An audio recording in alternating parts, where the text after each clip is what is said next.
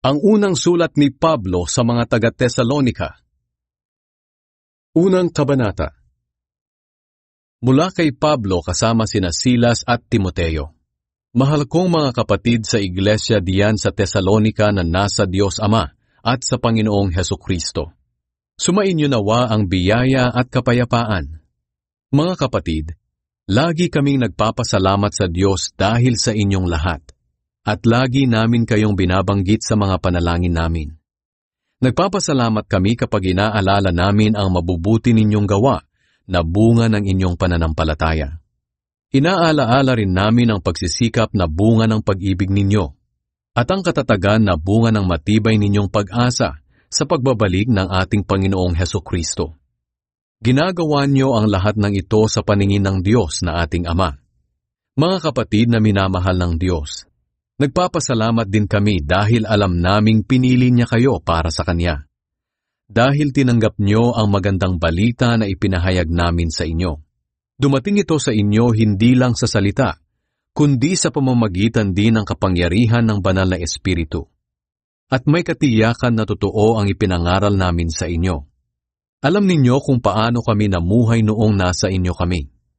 Ginawa namin ito para sa kabutihan ninyo.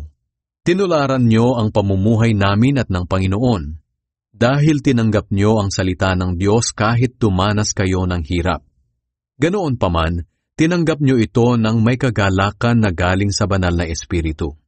Dahil dito, naging halimbawa kayo sa lahat ng mga mananampalatayang nasa Macedonia at Akaya.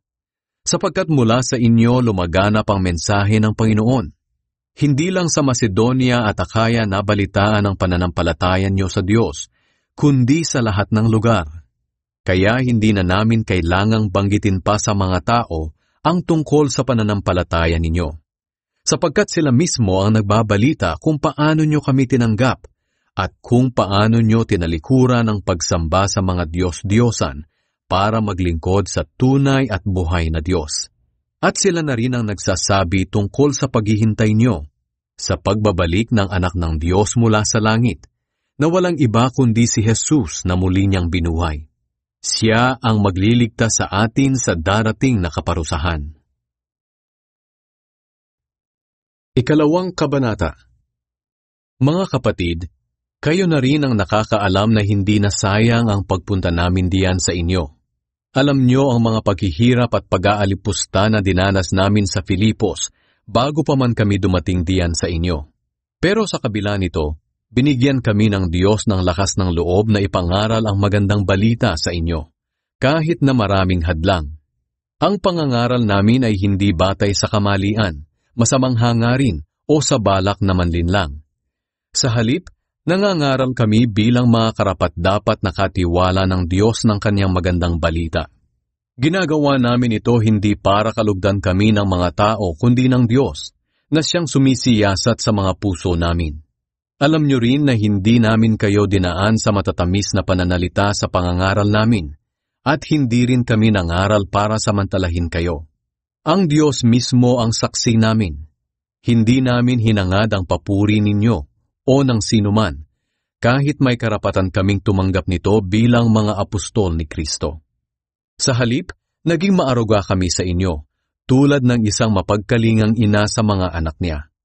At dahil mahal namin kayo, hindi lang ang magandang balita ang malugod naming ibinigay sa inyo, kundi pati na rin ang buhay namin, dahil napamahal na kayo sa amin.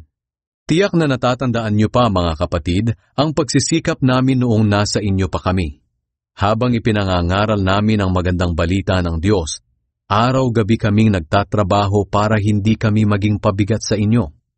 Saksi namin kayo at ang Diyos na ang pakikitungo namin sa inyong mga mananampalataya ay tapat, matuwid, at walang kapintasan. Alam ninyong katulad ng isang ama sa kanyang mga anak, ang turing namin sa bawat isa sa inyo. Pinalakas namin ang loob nyo, pinayuhan, at hinikayat na mamuhay ng karapat-dapat sa Diyos na humirang sa inyo para sa Kanyang kaharian at kadakilaan. Lagi rin kaming nagpapasalamat sa Diyos dahil nang tanggapin nyo ang pangangaral namin, tinanggap nyo ito hindi bilang salita ng tao, kundi bilang salita ng Diyos na kumikilos sa buhay ninyong mga sumasampalataya. Mga kapatid, ang mga nangyayari sa inyo ay tulad din ng nangyayari sa mga iglesia ng Diyos sa Judea na kay Kristo Jesus. Kung anong paghihirap ang dinaranas nyo sa kamay ng mga kababayan nyo, ito rin ang paghihirap na dinaranas nila sa kamay ng kapwa nila Hudyo. Silang mga Hudyo ang pumatay sa Panginoong Jesus at sa mga propeta noon. Sila rin ang mga taong umuusig sa amin.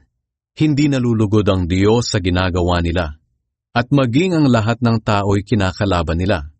Hinahadlangan nila ang pangangaral namin ng salita ng Diyos sa mga hindi Hudyo na siyang ikaliligtas ng mga ito. Dahil dito, umabot na sa sukdulan ng mga kasalanan nila at hahatulan na sila ng Diyos. Ang hangarin ni Pablo na makadalaw muli sa Tesalonika. Mga kapatid, nananabik na kaming makita kayong muli. Kahit sandali pa lang kaming nawalay sa inyo. Nawalay nga kami sa katawan, pero hindi sa isipan. Gusto naming bumalik diyan sa inyo, lalong-lalo na ako, si Pablo.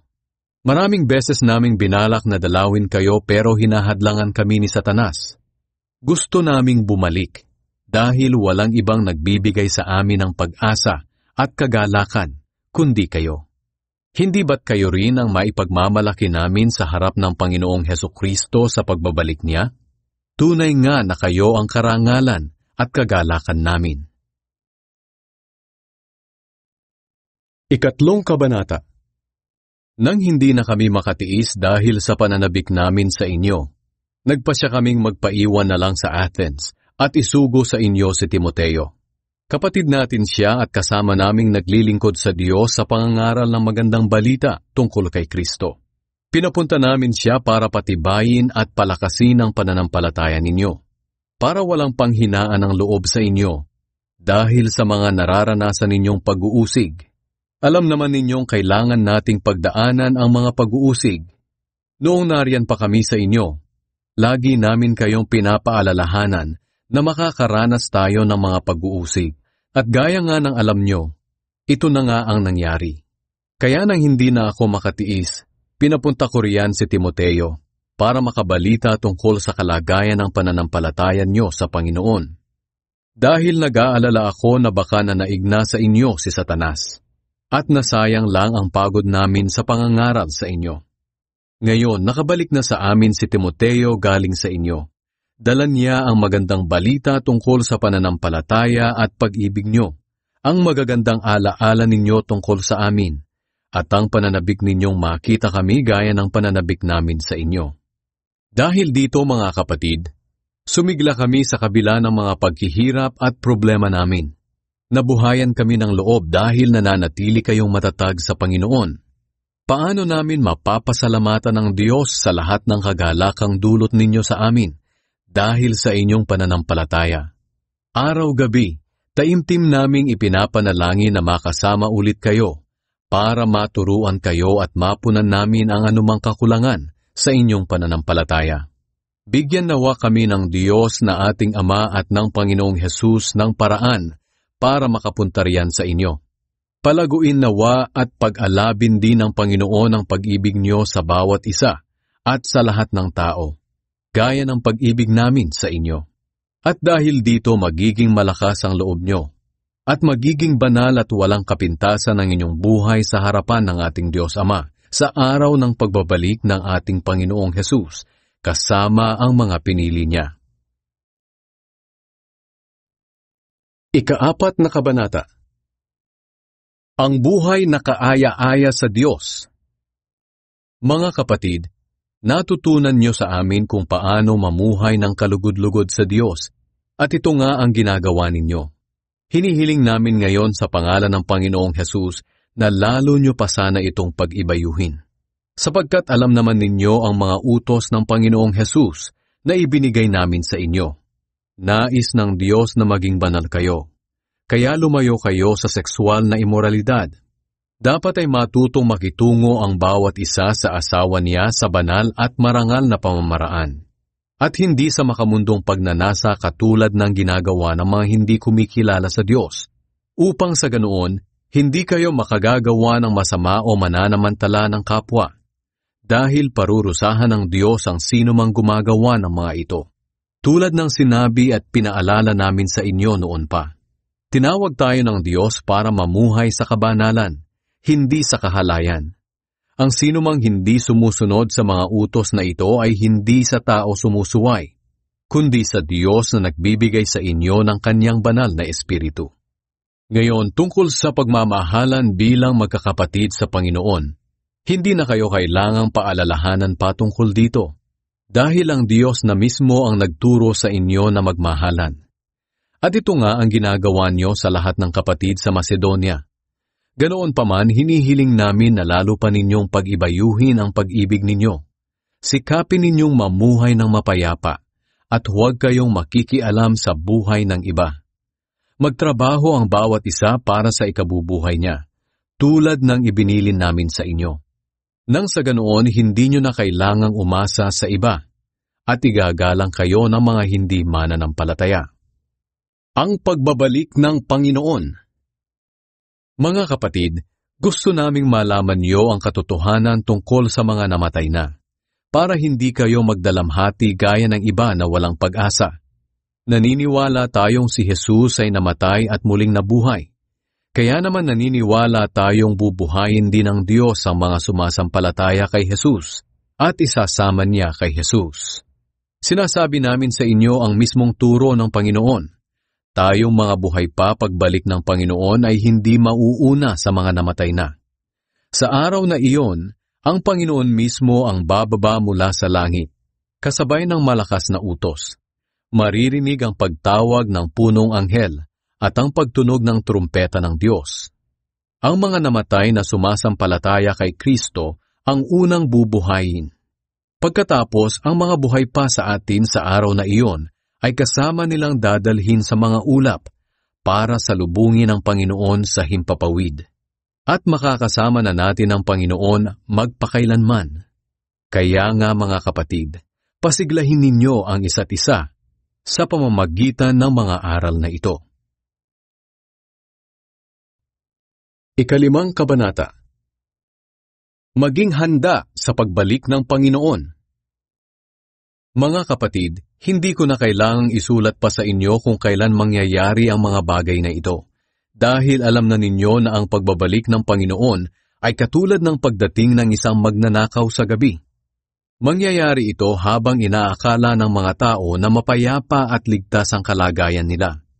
Biglang darating ang kapahamakan nila, katulad ng pagsumpong ng sakit na nararamdaman ng babaeng manganganak na, at hindi sila makakaligtas. Ngunit kayo mga kapatid ay hindi namumuhay sa kadiliman, kaya hindi kayo mabibigla sa araw ng pagbabalik ng Panginoon, katulad ng pagkabigla ng isang tao sa pagdating ng magnanakaw. Dahil namumuhay na kayong lahat sa liwanag at hindi sa kadiliman. Kaya nga huwag tayong maging pabaya, katulad ng iba na natutulog, kundi maging handa at mapagpigil sa sarili. Sapagkat ang taong namumuhay sa kadiliman ay katulad ng taong pabaya na natutulog o katulad ng lasing na walang pagpipigil sa sarili. Pero dahil namumuhay na tayo sa liwanag, dapat ay may pagpipigil tayo sa sarili.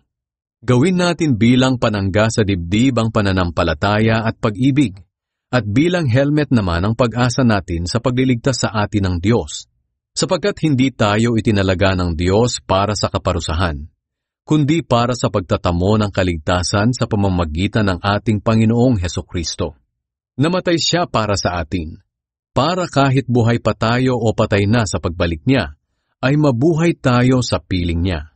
Dahil dito, patuloy ninyong pasiglahin at patatagin ang isa't isa, katulad nga ng ginagawa ninyo. Mga pangwakas na bilin at pagbati. Hinihiling namin sa inyo mga kapatid na pahalagahan ninyo ang mga naglilingkod sa inyo na pinili ng Panginoon para mamuno at mangaral sa inyo. Ibigay nyo sa kanila ang lubos na paggalang at pag-ibig dahil sa gawain nila.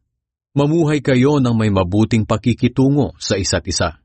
Nakikiusap kami sa inyo mga kapatid na pagsabihan niyo ang mga tamad.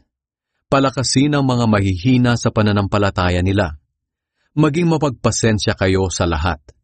Huwag na huwag ninyong gagantihan ng masama ang gumagawa sa inyo ng masama. Sa halip sikapin ninyong makagawa ng mabuti sa isa't isa at sa lahat.